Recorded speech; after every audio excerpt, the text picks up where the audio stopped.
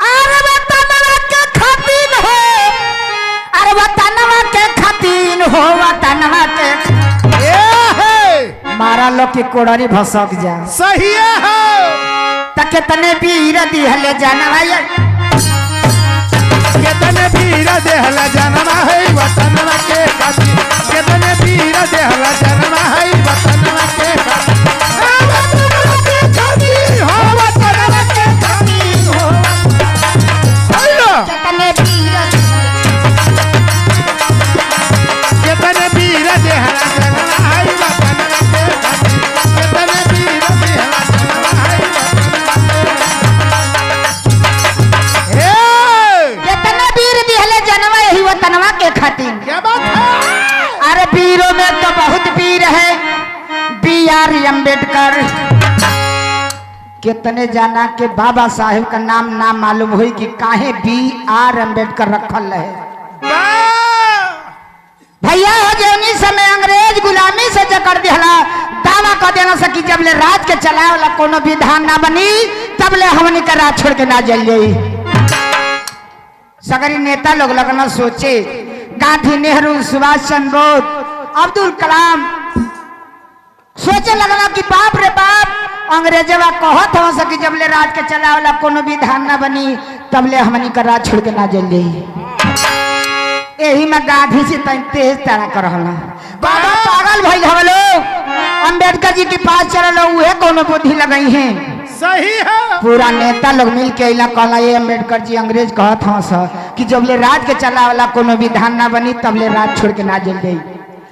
बाबा साहेब वही समय लंदन से पढ़ के आई ना हो भैया, अपने बुद्धि दिमाग से अपने कलम से भारतीय संविधान लिख दिया, जेके मनुवादी लोगन मिटावे के कोशिश करत हवा लोग, जे मिटाए वाला है ओके हम एगो शब्द कहतनी, इहे शब्द कहतनी है मास्टर साहेब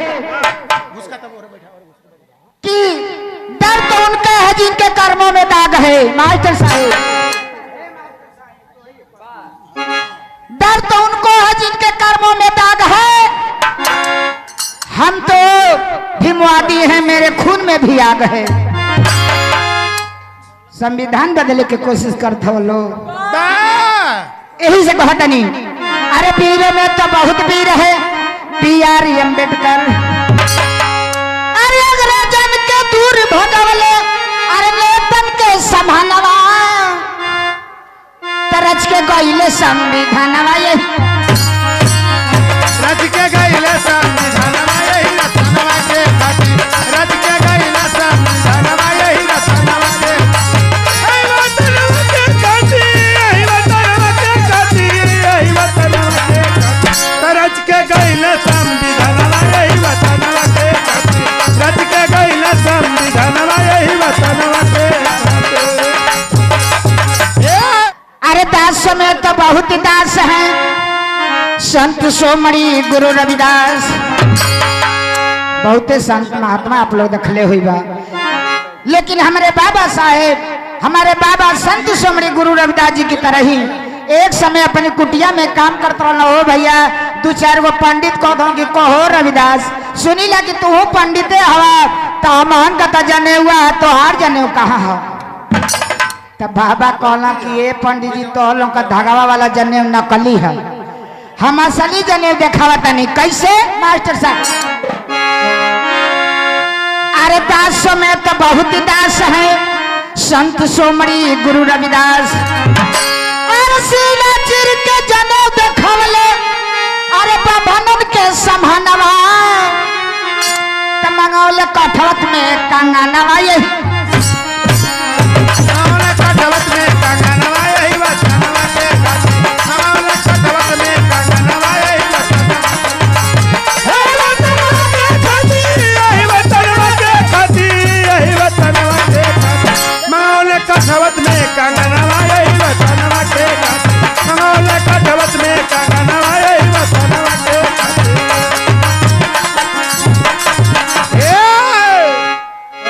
यही बात कहतनी कि रामाबाई अरे सही सही सतिया, अरे भीमा के विदेशाला पढ़ावल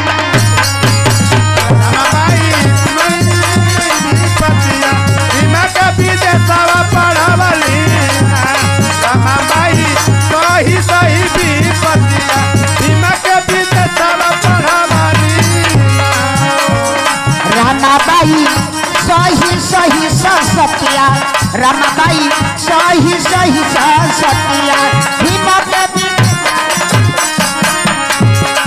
रमाबाई सही कबहू न मांगले माई भीम से कहना